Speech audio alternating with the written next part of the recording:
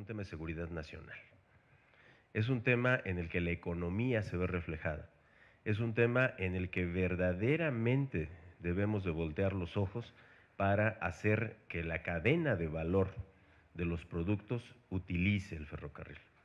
La semana pasada ya comentamos un poco sobre el tema, pero pues poniendo cifras muy simples, las carreteras en este país representarán del orden de 300,000 kilómetros. Las vías férreas representarán del orden de 30,000, algo, 26,000, algo así por el estilo, o sea, nada que ver, ¿no? Cuando un tren puede generar que saquemos de circulación, y no por afectar el autotransporte federal, pero pues a lo mejor cada tren podría ser sustituido, o cada, no sé, 150 trucks podrían ser sustituidos por un tren, ¿no? Reducción de emisiones contaminantes, reducción de accidentes, o sea, tiene una gran cantidad de valor asociado el uso del ferrocarril. Entonces, pues me comprometo a ver aquí con las gentes de la Cámara a que pongan algo de ferrocarriles en los próximos videos.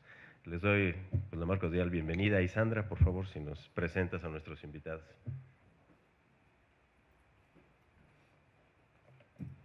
Hola, ¿qué tal a todos? Buenos días. Mi nombre es Sandra Álamo y represento a la compañía TÜV Rheinland de México. Y bueno, pues estamos súper agradecidos con la Cámara Mexicana de la Construcción. En verdad que para la empresa ha sido todo un desarrollo a lo largo de estos últimos 4 años, el llegar a la parte medular en donde la gente ya pide por derecho que se le explique qué es un ferrocarril, en dónde está, cómo se siente seguro, y ya empieza a sonar cada vez más. Entonces, si nosotros como Cámara, como industria, como todos los que formamos parte, logramos hacer que la gente entienda que el sistema de transporte masivo, no nada más para cargas, sino también para pasajeros, es parte de nuestro derecho a movernos libremente y entonces empezar a hacer una cultura al respecto. El día de hoy tenemos un tema que a nosotros nos ha costado un poquito de trabajo transmitir a la industria, porque se refiere a seguridad, y no a seguridad, usa el casco, ponte las botas, ten tu chaleco, sino se refiere a la seguridad de toda la integridad del sistema, desde que se diseña, desde que se planea, desde que se sueña con él. Y queremos que todos los niños en México sueñen con ser ferrocarrileros y un día hagan de este país realmente un país explotado en ferrocarriles. Y bueno, la empresa lo que tiene es un claro enfoque en el ser humano, en el medio ambiente y en el uso de la tecnología en un balance perfecto, por eso nuestro triangulito. Entonces, por favor, cuando vean este balance, cuando sientan este balance interno, además es un tema muy holístico, regrésense a su infancia y acuérdense que querían ser constructores, que querían ser ferrocarrileros y que querían ser bomberos, y sobre eso empiecen a difundirlo y empiecen a hacerlo parte de nuestra cultura. Si en algún momento no querían ser ferrocarrileros y terminaron aquí como su servidora, ámenlo como lo amo yo hasta este día, porque un día me nació el amor por los ferrocarriles y aquí me quedé, y creo que aquí voy a terminar. Entonces, cada vez más vamos viendo gente que se va involucrando en nuestros procesos, en nuestros proyectos, y de verdad que creemos que este tema el día de hoy, explótenlo mucho, nuestros expertos de verdad les van a dar todo un tema muy interesante que es ISA RAMS, y después cómo se vincula esta metodología a todo el sistema completo para elaborar un sistema de transporte. Entonces, bueno, vamos a contar con Víctor, que ahorita van a hacer la presentación muy adecuada y muy propia, porque yo lo admiro mucho por el trabajo que hace con nosotros. Sin embargo, alguien más objetivo tiene que venir a decir la presentación. Y de Michelle, para que nos hable la parte normativa de cómo se implementa y cómo se ve ya en la ejecución en un país del cual nosotros somos parte o nuestra empresa es parte. Entonces, les agradezco muchísimo, bienvenidos, y cualquier duda, pues estamos a sus órdenes. Gracias.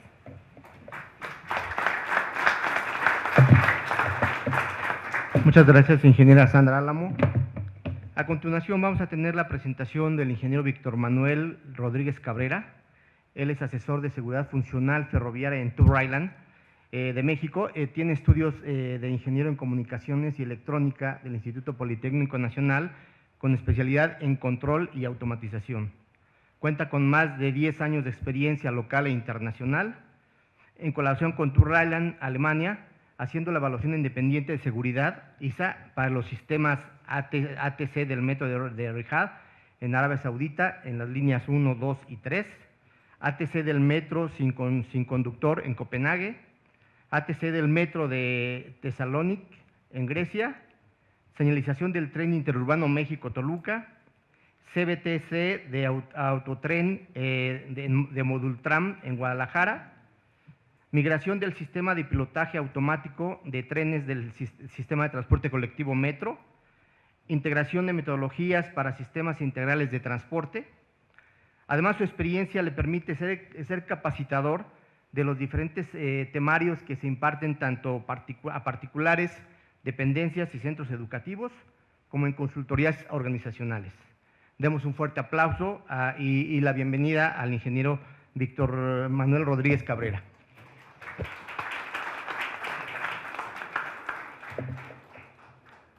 Muy buenos días. Bueno, pues yo les voy a platicar un poco acerca de el concepto de ISA y cómo se integra esto con el RAMS.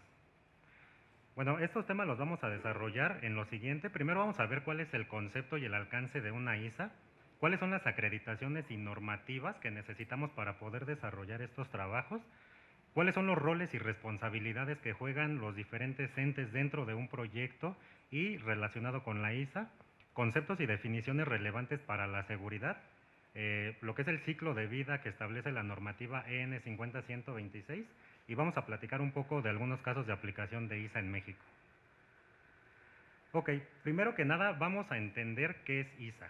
ISA, por sus siglas en inglés, es Independent Safety Assessment, es una evaluación independiente de seguridad. Aquí, tomando un poco la idea que comentaba Sandra, efectivamente, cuando nosotros nos hemos reunido con algunos clientes, se confunde mucho el concepto de seguridad. A veces el concepto de seguridad lo toman como seguridad en el trabajo y lo minimizan porque dicen seguridad, ok, sí, ponte tu chaleco, ponte tus botas, tu casco y perfecto, ya cumplí con la seguridad. No, el concepto de ISA está orientado hacia una seguridad funcional, hacia una seguridad establecida en la ISO IEC 61508. Ahora, ¿qué es evaluación? Primero que nada, evaluación es un proceso de análisis para determinar si la autoridad de diseño y el validador han conseguido un producto que satisface los requisitos especificados y formar así un juicio sobre si el producto es apto para el uso previsto, según la definición de la norma EN 50129. Por otro lado, ¿qué es seguridad? La seguridad es simplemente la ausencia de un riesgo, definido también por la 50129. Ahora, ¿por qué es importante que participe una ISA dentro de un proyecto ferroviario? Ok, según el Yellow Book, dice que la evaluación independiente de seguridad es una herramienta de ayuda para asegurar que en los proyectos un cambio se especifique y se implemente correctamente. Si el cambio no se especifica y no se implementa correctamente, es mayor el riesgo de muerte o lesión. ¿Por qué? Porque con esto vamos a tener mayores peligros. Ahorita vamos a definir el peligro. De aquí la importancia de tener un enfoque sistemático y riguroso por parte de una evaluadora independiente de seguridad. Ok, ¿en qué momento entra la participación de una ISA dentro de un proyecto? Ok, una evaluación independiente de seguridad debe tener participación desde el concepto del proyecto hasta su aceptación del sistema. Hemos tenido casos, por ejemplo, que nos invitan a hacer una evaluación de seguridad cuando el sistema está prácticamente en el diseño. ¿Ok? Podemos participar, sin embargo, si nosotros entramos a la mitad de un proyecto, ¿qué va a suceder? Resulta que si de los análisis de riesgos, de las evaluaciones de seguridad para poder constatar el apego a la normativa, resulta que existen desviaciones a la normativa severas, eso puede impactar en el diseño y eso va a impactar obviamente directamente en el costo y en los tiempos de entrega. Entonces es por eso muy importante que la ISA o una evaluación de seguridad se tenga desde que se tiene el concepto del proyecto hasta su aceptación del sistema. ¿Ok? Bien, ahora, ¿quién o qué acreditaciones debe tener una empresa para poder elaborar una evaluación de seguridad? En el caso de TÜV Rheinland, DAX es un organismo nacional de acreditación de la República Federal de Alemania y tiene el mandato legal de llevar a cabo acreditaciones de organismos de evaluación de la conformidad. Y son ellos quienes otorgan como órgano de certificación a TÜV Rheinland a través de la ISO IEC 17065 las acreditaciones para ser un órgano certificador.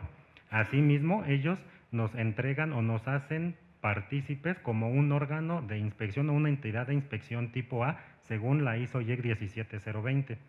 Aquí cabe destacar que la 17020 tiene 3 tipos de acreditaciones, la tipo A, B y C. La tipo A, que es con la que cuenta TÜV Rheinland, es una unidad de verificación que en todo momento va a ser independiente de diseño, construcción, instalación. Es la facultad que nos hace ser un órgano específicamente evaluador y no nos permite o no nos da pie a que nos involucremos en como diseño, porque finalmente esto se puede malinterpretar o se puede, podemos tener algún tipo de no errores, sino algún tipo de malos entendidos, ¿no?, dentro del proyecto. Tenemos que ser totalmente independientes. Ahora, esto va de la mano junto con la especificación, la figura 6 de la N 50-129, que también habla de organización de seguridad e independencia, que vamos a ver más adelante.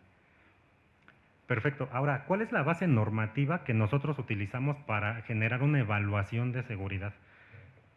Algunos de ustedes han escuchado CENELEC. CENELEC es el Comité Europeo para la Estandarización Electrotécnica, fundada en el 73. Es una organización no lucrativa compuesta de comités electrotécnicos de más de 33 países europeos.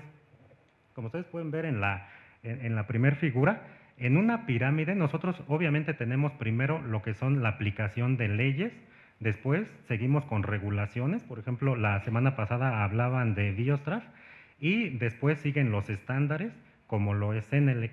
Ahora, desde el enfoque de seguridad funcional, ¿cómo podemos ver ordenadas las normas? A la cabeza vamos a encontrar a la 129, a la N50-129. Esta norma habla de la aceptación de seguridad funcional de un sistema. En el segundo nivel tenemos a las normas, por ejemplo, ISO 9001, EN50-126, que son normas que marcan la gestión de un proyecto en seguridad y en calidad. Y después tenemos todas las normas de diseño, IEEE, ANSI, ACE y EC, ¿okay?, que son para el propio desarrollo del diseño. Ok, ¿cuál es la base normativa para ejecutar una ISA o una evaluación de seguridad? Nosotros tomamos como base normativa 3 normas principales, que es la EN 50-126, que esta norma establece a nivel gestión y muestra a través de un ciclo de vida cómo se debe gestionar un proyecto en seguridad y en calidad a lo largo de ese ciclo de vida. Luego, la N50-128 está orientada única y exclusivamente a la demostración de seguridad de software. Y la 129 es la demostración de seguridad de sistemas eléctricos, electrónicos y electrónicos programables para, en este caso, a través de un caso de seguridad, poder demostrar que nuestro sistema es seguro. Ok, antes de pasar, me voy a estar refiriendo mucho a las 3 normas, solamente voy a hacer referencia a 126, 128 o 129, ¿ok? Bien, ahora, dentro de un proyecto, cuando ya se tiene el apoyo de una ISA, de una evaluación de seguridad, ¿cómo se organiza? ¿Cómo son los roles? ¿Quién es responsable de qué dentro de un proyecto? Ok, aquí podemos observar que a nivel, este es mi nivel sistema, esta es mi línea de tren o el sistema que yo estoy desarrollando.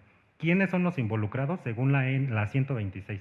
Ok, primero es mi autoridad ferroviaria. La autoridad ferroviaria es el organismo que tiene la responsabilidad global del funcionamiento del sistema o de la línea. Después tenemos a nuestra autoridad reguladora de la seguridad. Esta es el organismo responsable de fijar y acordar para un sistema ferroviario que los requisitos de seguridad están garantizados y se cumplan. Ahora, estas 2 figuras, lo que es la autoridad ferroviaria y la autoridad reguladora de la seguridad, regularmente estas 2 forman parte del gobierno de los países, ¿ok? Y después viene lo que es el constructor o la industria ferroviaria. Él es el responsable de demostrar el cumplimiento de seguridad conforme a la normativa CENELEC, ¿ok? Y bueno, y después tenemos a la ISA, como les comentaba, estamos totalmente independientes, nosotros no nos involucramos con diseño, no podemos dar opiniones, más que las opiniones que se emiten a través de hallazgos, a través de notas de inspección, que es lo que nosotros generamos como entregables.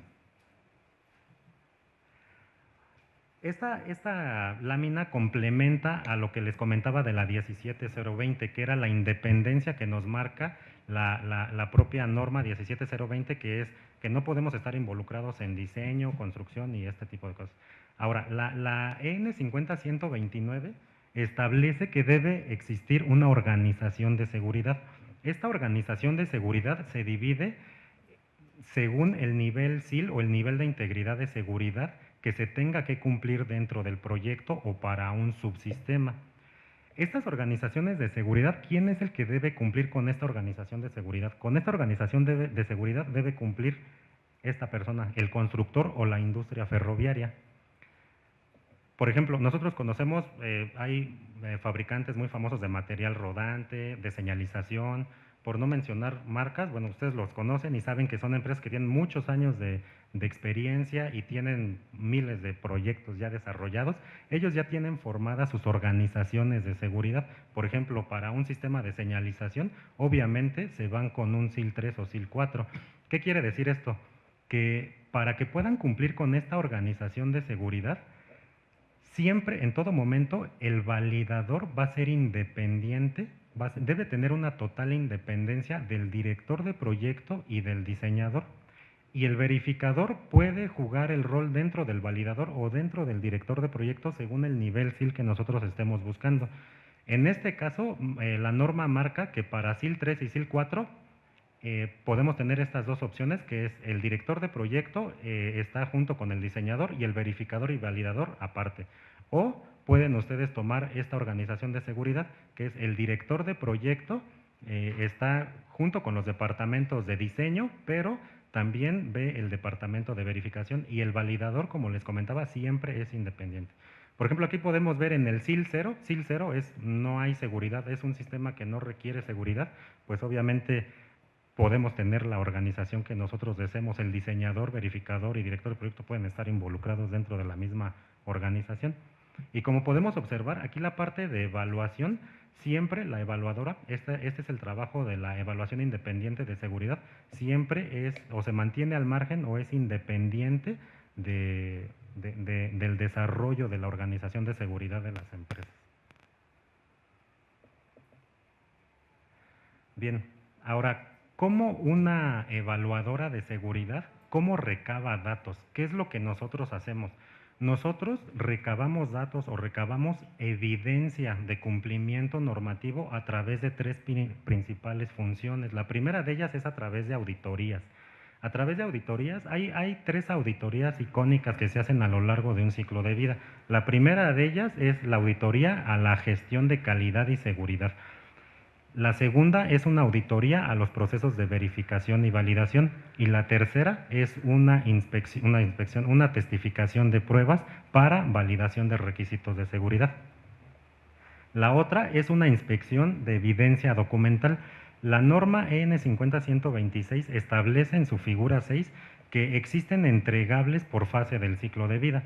Por ejemplo, hay documentos que son muy importantes y son los que marcan una pauta para el avance del proyecto, como lo es un plan de seguridad, un análisis de riesgos, un plan de verificación y validación. Esta es la evidencia que nosotros tomamos para poder inspeccionar y conocer si este desarrollador está apegado a la normativa o no. Y por último, la testificación de pruebas. Hay testificaciones de pruebas, nos referimos a cuando está terminado el diseño, después vienen pruebas de laboratorio, por ejemplo, pruebas de resistencia o vibración, resistencia a choque, sobretensión, interferencia electromagnética. Entonces, estas pruebas se hacen en un laboratorio y es posibilidad de la evaluadora poder testificar las pruebas, o si son desarrolladas dentro de un laboratorio acreditado, entonces podemos tomar solamente los informes de este laboratorio y se evalúan y se emite una evaluación si están acorde o no con la normativa. Bien, ahora, el ciclo de vida que les comentaba de la 50-126 está conformado por 14 fases. Estas 14 fases van a definir el avance de un proyecto.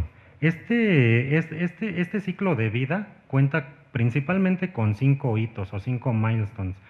El primero de ellos es entre el análisis de riesgos y la especificación de requisitos. Y es justamente porque aquí es donde determinamos los requisitos de seguridad posterior a un análisis de riesgos. Ahorita vamos a ver a detalle lo que es el análisis de riesgos. Después, nuestro segundo hito es entre el diseño y la manufactura. ¿Por qué?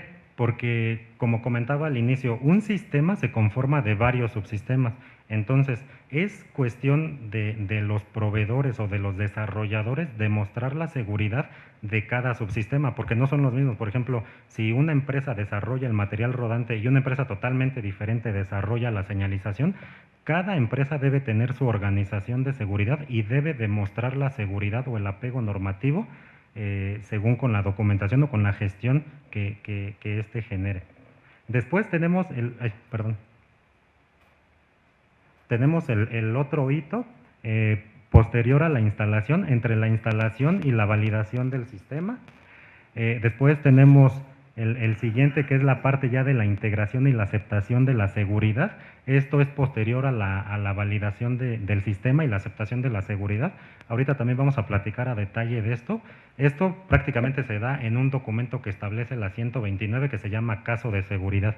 El caso de seguridad es la aplicación de toda la evidencia de seguridad y cumplimiento y apego a la normativa que el proveedor genera para poder demostrar que su sistema es seguro y ha cumplido con los requisitos de seguridad que se establecieron a nivel sistema al inicio. Y bueno, y previo a la operación se da lo que es la parte de la aceptación del sistema, ya que se evaluó el caso de seguridad, la autoridad ferroviaria está de acuerdo con el cierre y con la toma de SRAX y ya que está todo esto desarrollado, entonces podemos dar paso a la operación, a una operación comercial y mantenimiento. También ahorita lo vamos a ver a detalle. Perfecto. Entonces, ahora, viendo un poco más a detalle cada una de las fases del ciclo de vida, como les platicaba, la primera fase es concepto. ¿Qué actividades debe desarrollar el proveedor en esta fase? Bueno, primero, como les comentaba, es tener el concepto. ¿Qué quiero hacer? Quiero hacer una línea de tren que sea de transporte de pasajeros, cuántos pasajeros quiero transportar, de dónde a dónde va a ir, qué costo-beneficio va a tener, toma de decisiones, si se hace o no se hace, bueno, estudio de factibilidad, diseño. Perfecto, esto es mera planificación, lo que también conocemos como proyecto ejecutivo, ¿no? La fase 2 del ciclo de vida es donde ya se empieza a definir documentación de seguridad. Les había comentado que en la 126, en la tabla 6, establece por fase del ciclo de vida cuáles son los entregables en cuestión de RAM y en cuestión de seguridad, en este caso para demostrar la fiabilidad, disponibilidad y mantenibilidad, y por otro lado, demostrar la seguridad del sistema. Estos documentos, cuando tengan la oportunidad, vean esta tabla de la que les hablo, es la tabla 6 de la 126, y ahí dice muy claramente cuáles son los entregables y lo que una certificadora o una evaluadora independiente de seguridad les va a requerir en su momento. Por ejemplo, en este caso, para la fase 2, el documento que nosotros tomamos como base para arrancar un proyecto es el plan de seguridad y el plan de verificación y validación. Estos documentos, el plan de seguridad estipula la política de seguridad, estipula qué metodología voy a utilizar para mitigar el riesgo, cómo voy a gestionar los SRAX, cómo voy a gestionar la calidad, tengo una gestión de calidad, tengo un certificado ISO 9001, no tengo un certificado ISO 9001. Este va a ser el documento que va a plasmar la gestión, a nivel gestión, cada uno de los procesos que yo voy a seguir para gestionar calidad y seguridad a lo largo de todo el ciclo de vida. Cabe destacar que este documento es un documento vivo. Es un documento vivo porque resulta que si cuando ustedes están en diseño y tienen un cambio significativo a la gestión de seguridad, entonces se debe de actualizar forzosamente estos planes, que es plan de seguridad o plan de verificación y validación. Luego, entramos a una de las etapas más o de las fases más importantes dentro del ciclo de vida. La fase 3, que es análisis de riesgos, es la fase que va a definir qué tan seguro quiero mi sistema. ¿Por qué? Lo primero que tenemos que hacer en esta fase es definir o identificar peligros. ¿Cómo vamos a identificar? Bueno, primero, ¿qué es un peligro? Un peligro es una situación física que puede llevarme a un daño físico grave o a la muerte. Ajá. Este es el peligro tal cual como lo define la 129. Ahora, ¿cómo puedo yo identificar peligros para mi sistema? Un sistema nuevo, hablemos de un sistema nuevo. Ok, hay 3 pilares en los que yo me puedo apoyar. El primero de ellos, pues, obviamente, la normativa. Les pongo un ejemplo. Para la parte de señalización existe la norma EN 62267. Esta norma establece ya a alto nivel todos los peligros que pueden estar relacionados con un sistema de señalización. Hablamos de 80, 100 peligros que ya se tienen identificados y que siempre van a ser los mismos peligros para cualquier proyecto que quieran desarrollar ferroviario. Tomamos eso como base y después nos vamos con la autoridad ferroviaria, nos vamos con la autoridad responsable del cumplimiento de los requisitos de seguridad a una lluvia de ideas. Se juntan la autoridad ferroviaria, la responsable de requisitos de seguridad y el proveedor o el constructor. Y tienen una lluvia de ideas y pueden identificar nuevos peligros que se puedan derivar del nuevo sistema. Es decir, no es lo mismo hacer un sistema o desarrollar un sistema en un ambiente cálido a donde neva, ¿no? Es totalmente diferente y son diferentes peligros los que se tienen que ver. Este análisis de peligro se debe hacer acorde al proyecto específico y al área geográfica donde se va a desarrollar. Y el tercero de ellos es identificar peligros a través de proyectos anteriores o similares. ¿Cuáles son las experiencias obtenidas? Por ejemplo, les comentaba, una gran empresa que desarrolla material rodante trae una trayectoria de 100 proyectos ya desarrollados. Ellos, al tener ya desarrollada una organización de seguridad, ellos ya traen arrastrando una serie de peligros identificados en su propio sistema que pueden aportar a esta identificación de peligros. Entonces, peligros los podemos identificar a través de la normativa, una lluvia de ideas y proyectos anteriores. ¿Cuáles son los peligros que tenemos que identificar según la 50-126? Del funcionamiento normal del sistema, de las condiciones defectuosas del sistema, del funcionamiento de emergencias del sistema, del uso incorrecto del sistema, interfaces, funcionalidades, cuestiones relacionadas con el mantenimiento, factores humanos, entorno mecánico y eléctrico y del propio entorno de fenómenos naturales, lo que les comentaba ahorita de nieve, lluvia, etc. ¿Ok? Bien, ahora, una vez que tenemos ya identificados peligros, ¿qué es lo que sigue? Realizar un análisis de riesgos. La norma 126 establece ya tablas en las que ustedes pueden tomar como base o las pueden tomar como referencia. Estas tablas no son obligatorias. La norma les dice, yo te proporciono esta base de análisis de riesgos. Si la quieres tomar, desarróllalo con esta, pero es responsabilidad de la autoridad ferroviaria definir si toma los niveles de gravedad y frecuencia de la 126 o desarrolla los propios. ¿Ok?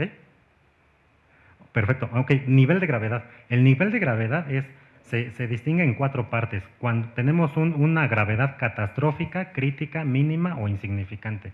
La catastrófica es cuando tenemos víctimas mortales o múltiples heridas graves y daños importantes al medio ambiente. Un crítico es una sola víctima mortal o herido grave. Un mínimo es una herida menor o un peligro señalado al medio ambiente. Y un insignificante, pues es una posibilidad de una herida menor. Ahora, ¿cómo complementamos o qué necesitamos más para poder hacer un análisis de riesgos? Definir frecuencias. Y las frecuencias, como las establece la 126, son en estas clasificaciones. Frecuente, que quiere decir que es probable que ocurra con frecuencia o que esté ocurriendo muy frecuentemente, valga la redundancia. El probable, que se dará varias veces a lo largo del ciclo de vida. El ocasional es probable que se dé en varias ocasiones. El remoto es probable que se dé alguna vez en el ciclo de vida. El improbable es improbable aunque posiblemente pueda ocurrir. Y el increíble es extremadamente improbable que ocurra. Perfecto. Ok, entonces, una vez que ya tenemos definidas frecuencias y gravedades, la norma también nos proporciona categorías del riesgo. ¿Cómo podemos categorizar el riesgo? Bueno, la norma los categoriza en intolerable, no deseable, tolerable e insignificante.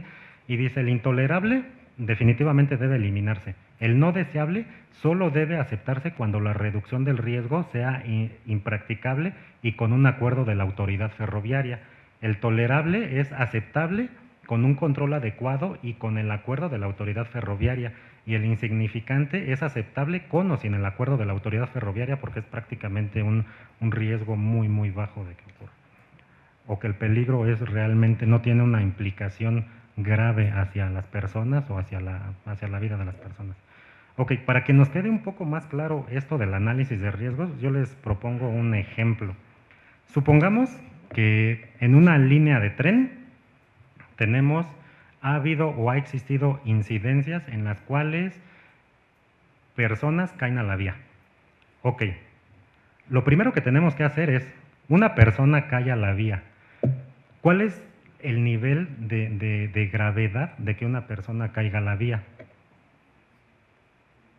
Puede ser una víctima mortal o una herida grave, depende de si el tren ya está entrando al andén, depende de si la electrificación está a nivel vía o está en catenaria, ¿ok? Ahí habrá que tomar en cuenta algunos factores, pero nosotros lo categorizamos como crítico, ¿de acuerdo?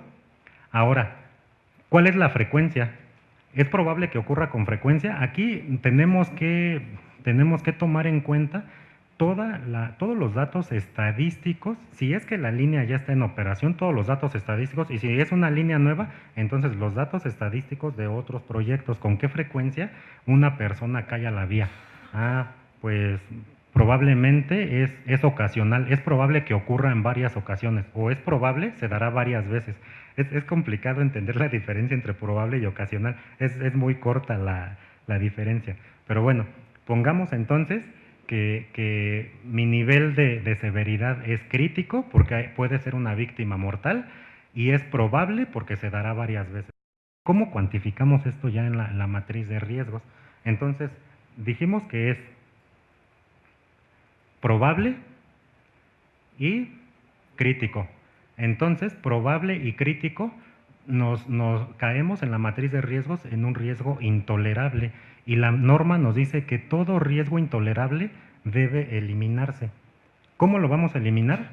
Es cuestión del proveedor que nos proponga soluciones. Bueno, en este caso, para un análisis de riesgos cualitativo, se pueden proponer ideas. A ver, ¿cuál es mi medida de mitigación?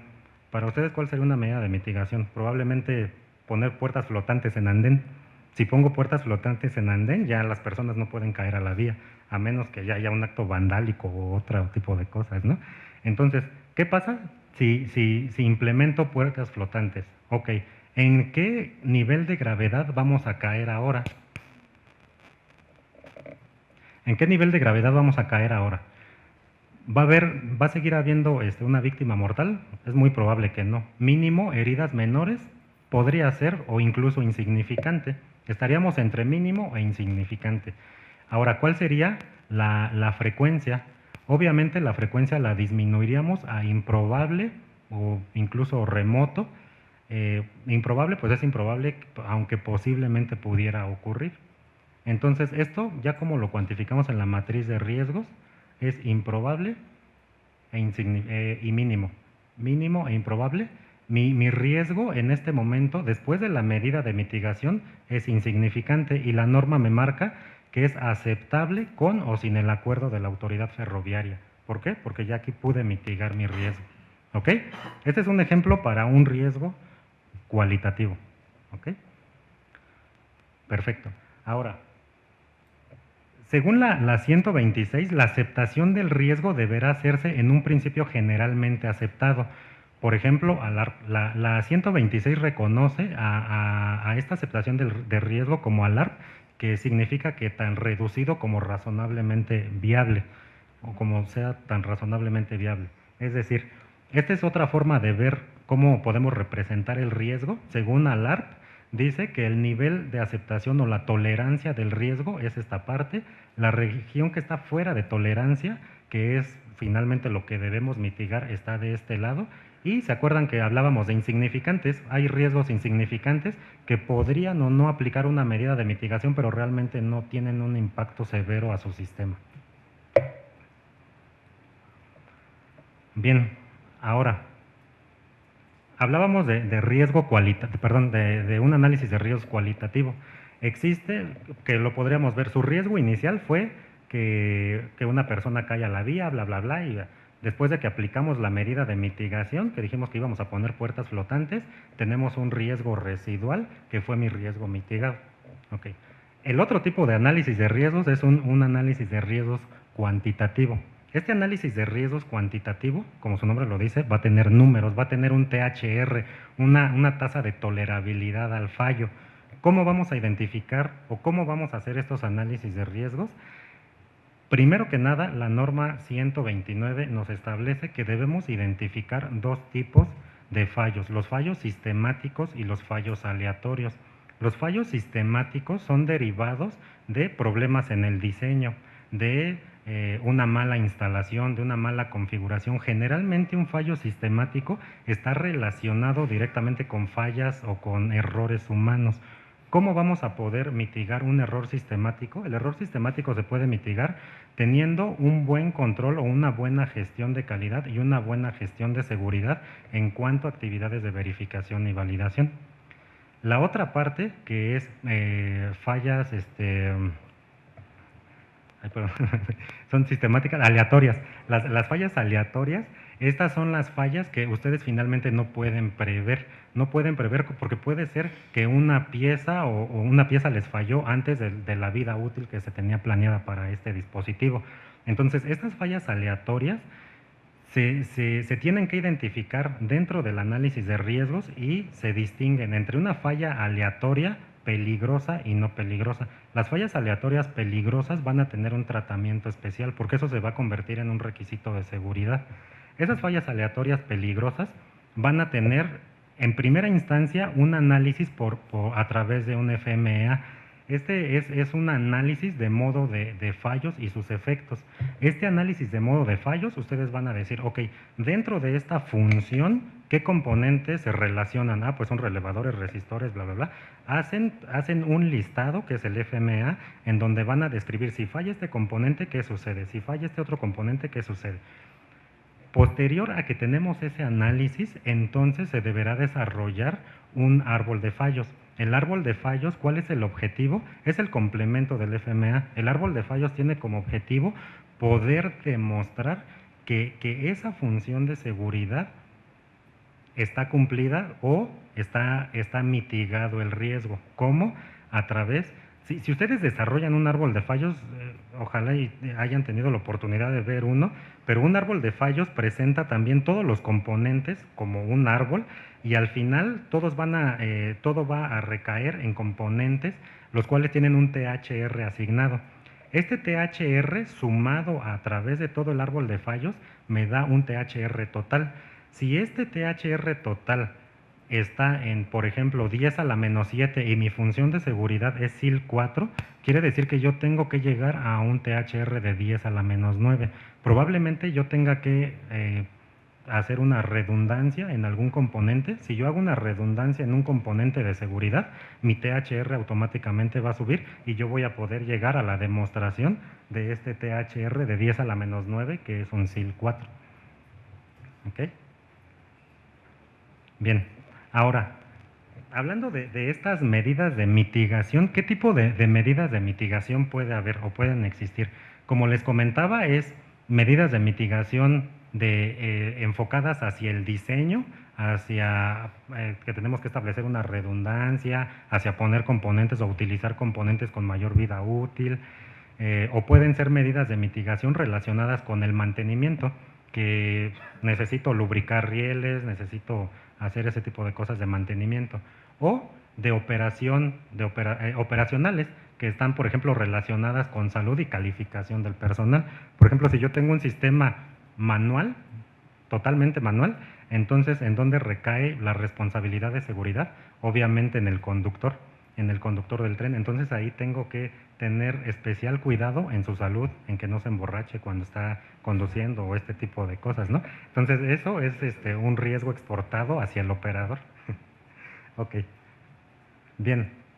Ahora, estos riesgos exportados al operador tienen un nombre y se llaman SRACs y son condiciones de aplicación relacionadas con la seguridad. Estas condiciones de aplicación relacionadas con la seguridad nos dicen que si tú tienes un peligro, lo primero que debes de ver es, ¿lo puedes mitigar a través de sistemas eléctricos, electrónicos o electrónicos programables? Si sí se puede mitigar, ok, entonces se genera una medida de mitigación y la medida de mitigación es un requisito de seguridad. Si no se puede mitigar, eso en automático se convierte en un SRAC, que es lo que les comentaba, por ejemplo, si necesito que el conductor siempre esté sobrio y gozando de buena salud, no hay sistema electrónico que me pueda asegurar eso, entonces yo le traslado esa responsabilidad al operador previo con el acuerdo de la autoridad ferroviaria y tendrán que firmarse los manuales de operación y todo este asunto para que sea responsabilidad del operador que todos los días antes de iniciar, por ejemplo, su servicio, se constate de que goza de buena salud y no está ebrio. Perfecto. Bueno, y el resultado de toda esta fase 3 es como lo podemos ver en esta pequeña tablita. Bueno, aquí cito otro ejemplo. Mi peligro es un fallo de la señal que afecta a la seguridad. Estoy hablando de señalización. ¿Cuál es mi causa del peligro? Pues el fallo en la iluminación de la señal que muestra un aspecto erróneo. ¿Cuál es el accidente? Puede haber diferentes tipos de accidentes. Si me falla la señalización lateral, puede haber una colisión entre trenes, puede haber incluso un descarrilamiento o un trabajador arrollado. ¿Cuál es mi riesgo inicial? ¿Se acuerdan que teníamos las tablitas de frecuencia, severidad? Mi riesgo inicial es con una frecuencia de ocasional, una severidad de catastrófico, obviamente catastrófico porque puede haber un descarrilamiento o colisión de trenes, y mi riesgo es intolerable. ¿Y qué quiere decir intolerable? Que lo tenemos que mitigar forzosamente. Mi medida de mitigación, pues se me ocurre que podría ser una redundancia en la señal. Entonces, después de la medida de aplicación, se hace una reevaluación del riesgo para conocer cuál es mi riesgo residual y poderlo categorizar de nuevo. Y entonces, después de la medida de mitigación aplicada, yo caigo en una frecuencia improbable, una gravedad tolerable y un riesgo aceptable. El requerimiento puede ser de 3 tipos: de diseño, operacional y mantenimiento, que es lo que les mostraba en la pantalla anterior. En este caso es diseño, está relacionado con el diseño. ¿Ok? Entonces, todas esas actividades que se realizan en el análisis de riesgos, todo proveedor o todo desarrollador de sistema debe de entregar este documento. Este documento pues consta de 100, 200, 300 peligros, los que tengan identificado y tomado en común acuerdo con la autoridad ferroviaria.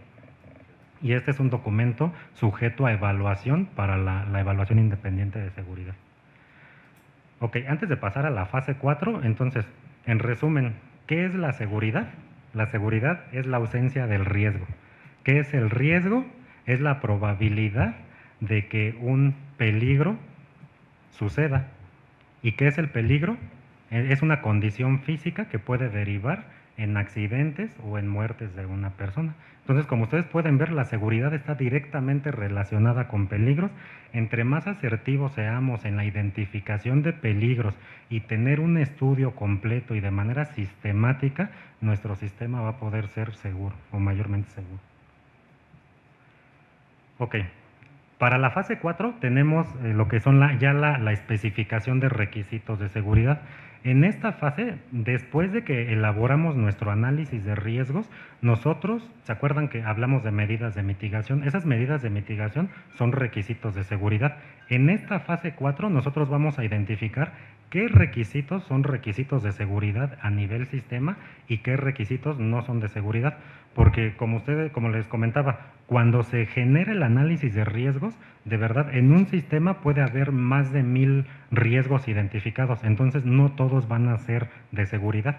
Entonces, la tarea principal en esta fase 4 del ciclo de vida es justamente eso, identificar entre requisitos de seguridad y requisitos de no seguridad. ¿Ok? La fase 5. La fase 5 ya es prácticamente la distribución de los requisitos. ¿La distribución hacia dónde? Ok, como nosotros identificamos peligros a nivel sistema, identificamos medidas de mitigación a nivel sistema, ahora en esta fase 5 tenemos que apuntar esas medidas de mitigación hacia un sistema en específico. Aquí es donde ya decimos, ok, este peligro le corresponde a señalización, este peligro a material rodante, este peligro a energía. ¿Ok? Esa es la tarea principal en la fase 5.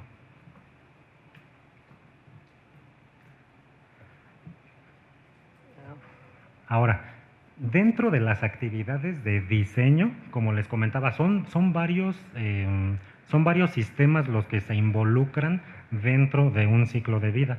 Nosotros estamos hablando de concepto, análisis, a especificación de requisitos, hablamos a nivel sistema, hablamos del conjunto de todas las especialidades. La norma nos pide que se haga una distinción a partir de la fase 6, que es la parte de diseño. En la parte de diseño se van a derivar tanto ciclos de vida como si subsistemas tengamos. Este ciclo de vida del que estamos hablando es mi nivel sistema. Este ciclo de vida puede ser material rodante, este ciclo de vida puede ser señalización, va a haber otro ciclo de vida de energía, otro ciclo de vida de X subsistema, ¿ok? Y después, cuando estamos ya en la instalación, ¿se acuerdan que hablábamos de hitos aquí? En el diseño existe un hito, pero existe un hito justamente por esto, porque esta es una actividad que va a marcar la pauta para poder avanzar en el desarrollo del proyecto, que podamos identificar y apuntar específicamente el requisito de seguridad a la especialidad que corresponda. Y bueno, pasamos a lo que es la fase 7 del ciclo de vida, en donde ya se dan la propia manufactura, la manufactura de los sistemas. Aquí son relevantes las actividades de verificación y validación. ¿Por qué? Nosotros cuando ya establecimos un análisis de riesgos y requisitos de seguridad, debe haber una persona que juega un rol dentro de la organización de seguridad que se llama verificador. ¿Cuál es la tarea principal del verificador? Bueno, según la 129, dice que el verificador es la persona que está obligada a darle seguimiento a los requisitos de seguridad a lo largo de todo el ciclo de vida. Es su responsabilidad asegurar que los requisitos de seguridad que se establecieron en la fase 4, el 100% de requisitos son los que ahora tienen en la fase 5 y ese 100% de requisitos ahora se tienen en la fase 6. Esa es la actividad principal del verificador. Y del validador, el validador toma relevancia justamente en esta fase, en la fase 9. En la fase 9, ¿cuál es la actividad principal del validador? Es justamente testificar a través de ensayos o pruebas y análisis de que todos los requisitos de seguridad se cumplieron. Pero eso lo tocamos ahorita más adelante. Entonces, aquí en manufactura toma relevancia las actividades de verificación. Y en la fase 8, que es la fase 8 del ciclo de vida, bueno, pues ya viene lo que es la instalación, vienen las pruebas en sitio y de igual forma toman relevancia las actividades de verificación para saber que no se nos ha olvidado nada en ninguna de las fases del ciclo de vida. Ahora bien, llegamos a otro de los hitos de nuestro ciclo de vida, la fase 9, que es la aceptación de la seguridad. En esta fase, como pueden ver en la figura, existe un documento que se llama caso de seguridad. Este caso de seguridad, ahorita lo vamos a platicar más a detalle, este caso de seguridad de igual forma es integrado por el responsable constructor y es el documento que va a contener la evidencia de seguridad técnica y funcional de cumplimiento y apego a la normativa de seguridad ferroviaria. Este es el último documento que la evaluadora toma para inspección y a través de este documento es cuando se acepta o no se acepta la seguridad. Bueno, otra actividad, lo que les comentaba ahorita, en esta fase toma mucho juego el validador del sistema porque sus actividades principales es validar que todos los requisitos de seguridad que se establecieron en la fase 4 se están cumpliendo a nivel sistema. ¿Y cómo lo va a validar? Pues lo puede validar a través de pruebas. Por ejemplo, ya entre la fase 7 y la fase 8, regularmente los proveedores o los diseñadores generan su especificación de pruebas y dicen, ok, tengo mi especificación de pruebas. Mi prueba número 1 tiene como objetivo validar los requisitos de seguridad 1, 3, 5, 20 y 35. ¿Ok? Nuestra tarea como evaluadores es inspeccionar que todos los requisitos de seguridad están sujetos a una prueba y van a ser validados. Además, el validador está obligado a documentar eso también. Ese es otro documento que nosotros vamos a tener como insumo para la evaluación independiente de seguridad. Y por último, la fase que toca la evaluación independiente de seguridad es la aceptación del sistema. ¿Qué se necesita para aceptar el sistema? Se necesita desarrollar, como les decía, un caso de seguridad que consta de 6 partes. La definición del sistema, un informe sobre la gestión de calidad, un informe sobre la gestión de la seguridad, informe sobre la gestión de la seguridad técnica y funcional, referencias de otros informes de seguridad y una conclusión. Este documento va a apuntar a toda evidencia que se desarrolló dentro del ciclo de vida. Esto no quiere decir que, por ejemplo, mi plan de seguridad también lo meto al caso de seguridad. Mi plan de B&B también lo meto al caso de seguridad, porque si no se hacen muchas carpetas y no. Realmente el objetivo del caso de seguridad es un documento corto que solamente hace referencia a los documentos donde se encuentra contenida la información que me interesa. En este caso, por ejemplo, el informe de gestión de calidad. Ok, ¿a qué voy a hacer referencia? Pues a mi plan de calidad, del sistema, a mi plan de calidad de subsistemas, a mi evidencia de control de no conformidades, de atención de no conformidades, gestión documental, pero solamente se hace la referencia numérica y se plasma dentro de esta parte del caso de seguridad. Perfecto. Ok. Y solamente lo que ya veníamos comentando, ¿en qué momento se dan las actividades de validación y de verificación? Como ya comentamos, el verificador tiene la obligación de poder asegurar que todo requisito de seguridad no se les olvidó de una fase a otra. Es por eso que la 126 les establece que debe haber o existir actividades de verificación en todas las fases del ciclo de vida y deben observar la fase posterior y la fase anterior. Traigo por ejemplo, requisitos del sistema. Yo voy a verificar, o el verificador tiene la obligación de que cuando se haga la distribución se asegure que el 100% de requisitos del sistema se distribuyeron a los subsistemas. Y luego que esos requisitos distribuidos a subsistema han sido validados en el sistema. Entonces el verificador tiene una participación activa en cada una de las fases del ciclo de vida. Y lo que les comentaba del validador, el validador prácticamente toma relevancia entre el requisito de seguridad, que es fase 4, y la aceptación del sistema, que es fase 9. La aceptación de la seguridad, fase 9, o aceptación del sistema, que es fase 10. Bien. Ahora, ¿cómo TÜV Rheinland controla todos los hallazgos que se encuentran dentro de una auditoría, dentro de la inspección documental, dentro de estas testificaciones de pruebas? Nosotros tenemos un sistema llamado Tracy, que es nuestra base de datos, que la central está en Alemania, y jugamos diferentes roles.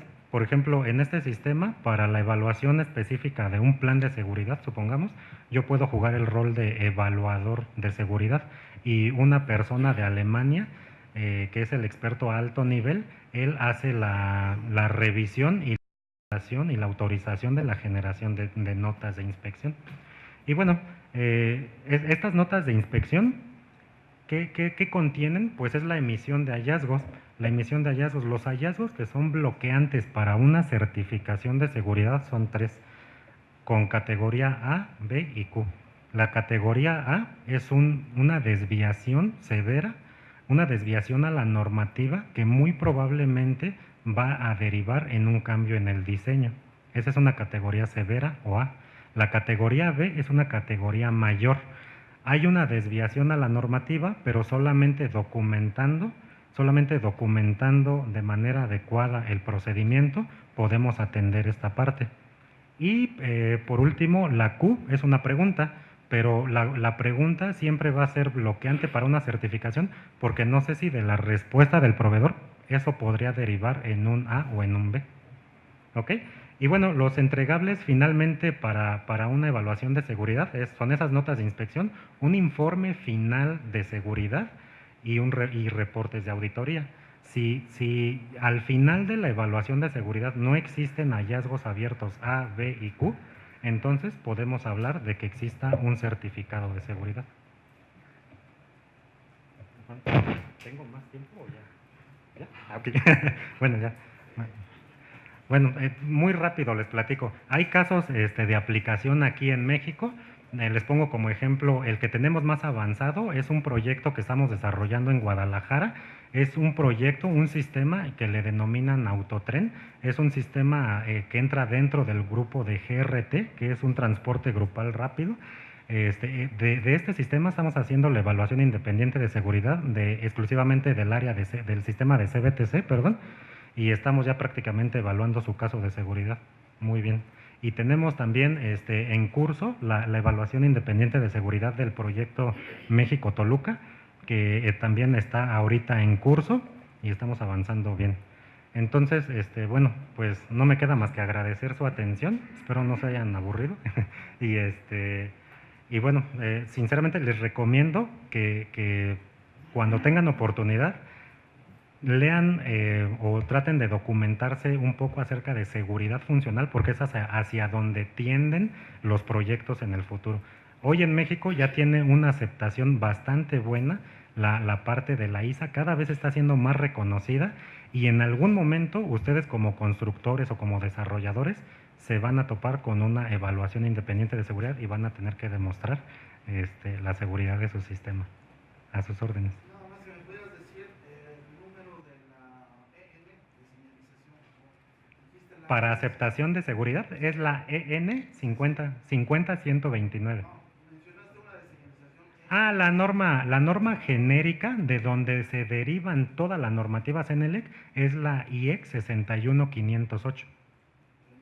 Tampoco. Mencionaste una norma de señalización. Vamos a tener un panel en un rato, si quieres ahí lo... Ok. Si quiere ahorita lo tocamos, con gusto. Muchas gracias.